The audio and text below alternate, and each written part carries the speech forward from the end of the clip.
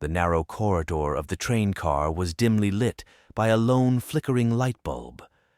The peeling wallpaper and threadbare carpet hinted at the car's age and neglect. Rebecca moved cautiously, her boots barely making a sound on the faded carpet. With her pistol raised, she slowly turned the knob of the door marked 202. The small compartment held little more than a bunk bed, a barred window, and a weathered nightstand with a dingy lamp. Clothes and trash were strewn across the floor, evidence of a hasty exit. Rebecca's gaze swept the room, alert for any dangers. Finding none, she rifled through the nightstand drawers, intrigued by the documents within. Settling on the lower bunk, she picked up the radio and clicked the transmitter. "Officer Chambers here," she said, her voice quavering. I had to open fire on some civilians after I was attacked. They displayed signs of death when I examined them, but they got back up and came at me. I warned them to stop, but they kept advancing. I shot multiple times, but they just kept moving." She took a shaky breath. "I found paperwork indicating an employee aboard was being transported to reopen some facility near here. That's all I have for now." Rebecca stared at the silent radio, willing a response. As the seconds stretched on, her hand began to tremble. Tears welled up and spilled down her cheeks. She buried her face in her arms, muffling her sobs in her sleeves. No one seemed to be on the other end. A sudden knock at the door made her gasp. She swept up the radio and aimed her pistol at the door. "Who's there?" she demanded, steel in her voice. "Identify yourself," a gravelly male voice replied from the hallway. "I heard crying and wanted to check you were okay. Probably not wise to yell with those monsters around. I don't want trouble." His voice was calm, placating. "I heard gunshots earlier and thought there might be a survivor. I'm coming in slow, no sudden moves." Rebecca scrubbed the tears from her eyes with her sleeve. "Hands up and move slowly," she ordered, steadying her aim. "Don't try anything stupid." The knob turned, and a tall, muscular man entered with his hands raised. His face was obscured by a red bandana. "See, no trouble from me," he said. Recognition sparked in Rebecca's eyes. You're the prisoner from the other car." The man noticed the STARS badge on Rebecca's shoulder. "STARS police, huh? Look, honey, I know you guys don't like me around, but cooperation seems wise right now." His tone remained calm and even. "We need each other if we want to get out of this alive." Rebecca's grip on the pistol tightened. "First, don't call me honey. I'm Officer Chambers." Her voice was sharp. "Second, cooperate with a wanted felon. I should arrest you now after what happened to those soldiers." The man held up a placating hand. "I wasn't involved in that. I woke up and they were gone. All I found were wolves the size of fridges chasing me. That's how I got here." He met her gaze steadily. "I didn't kill anyone. Alive, anyway." Rebecca's aim wavered slightly. "Why should I believe you? You could be hiding something." "Look, Rebecca," he said evenly, "we're on a train full of zombies, in the middle of nowhere. Unless you want to play Ouija with that radio, cooperating is our best bet for survival." Rebecca's jaw tightened stubbornly. "They aren't dead. Maybe the signal is weak." He glanced at the silent radio and back at Rebecca. "From here to the woods? Come on." "No, I have to get back to the drop point. Someone has to be there." "Even if you wanted to be kamikaze about it, the train's electronically sealed, nothing in or out without codes." He raised an eyebrow. "You could try jumping out a window, but that seems unwise, officer." Rebecca considered her lack of options. As much as she hated to admit it, she wouldn't last long alone. And they shared a goal: survival. "Fine, just until we're out of here. Then I'll arrest you." Her aim lowered slightly. The man gave a wry half-smile. "Sure, whatever you say." A sudden violent lurch threw them off balance. The train wheels had begun rolling, picking up speed.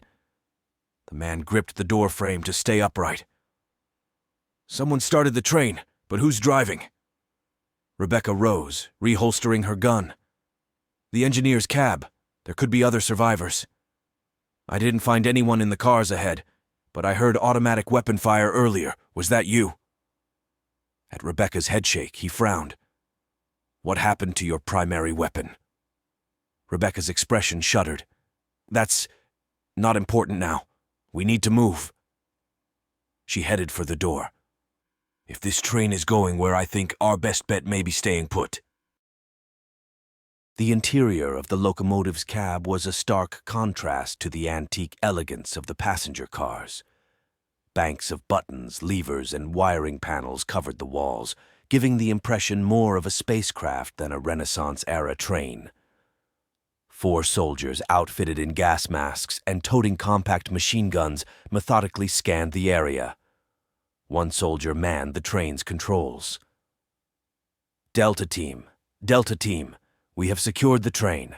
Over, the soldier at the controls radioed.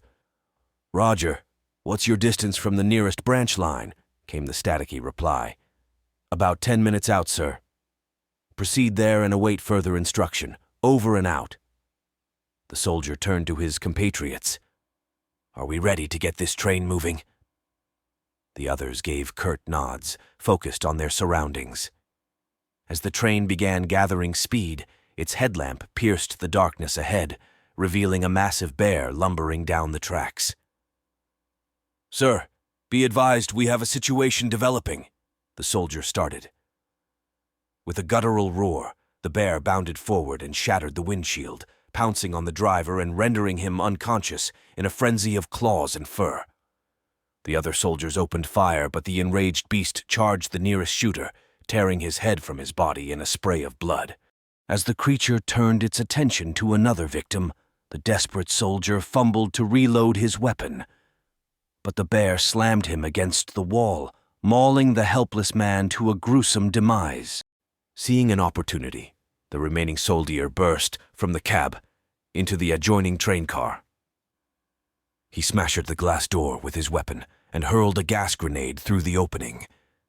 After slamming a new magazine into his gun, the soldier took a deep breath and pushed through the door into the hazy carriage. The smoke swirled around his mask's red lenses as he swept the area.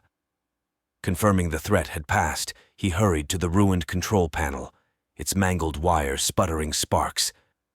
With a heave of a lever, the train began creeping forward once more, even as an alarm sounded in protest. From the cab doorway came a guttural growl. The soldier whirled and opened fire, determination stealing his nerves. The cramped luggage compartment of the speeding train was cluttered with briefcases, purses, backpacks, and bags that obstructed the path. Billy strode ahead with determination, his keen eyes scanning for threats as Rebecca followed closely behind. Though Billy exuded confidence, Rebecca's slight frame and youthful features betrayed her inexperience. "Aren't you a little too young for this?" Billy questioned over his shoulder, his gruff voice tinged with concern. "It's my first month. I'm still in evaluation. I graduated very quickly," Rebecca explained earnestly, her voice carrying a hint of pride. Billy stopped abruptly and turned to face her, his weathered brows knitting together in surprise. "Graduated? How old are you?" "I'm 22, and I have a medical degree," she stated matter-of-factly. "At 22?" Billy scoffed in disbelief. "Who's your father, Michael Warren?" Rebecca bristled at the mocking tone. "It's not funny. I worked very hard for that degree." Undeterred, Billy pressed on. "Why would a nerd like you choose a business like this? If you want to help assholes, you can be a proctologist." Rebecca stiffened, her youthful optimism hardening. "My parents managed to push me to finish that career. I wasn't going to let them decide how to practice it. I don't want to live my life like them." "Teenage rebellion, huh?" Billy smirked knowingly. "Daddy and Mommy were too busy working." "That's not what—" Rebecca started angrily before stopping herself with a frustrated huff. "Enough about me. Why did you join the force?" she shot back. Billy's amusement faded, a shadow passing over his rugged features. It runs in the blood, I guess. That's all my father knew, and that's all I know. Rebecca studied him for a moment before asking softly, Did you really do it? Billy tensed, his piercing eyes meeting hers. I thought you knew me. I figured you would know. Steeling herself, Rebecca pressed firmly.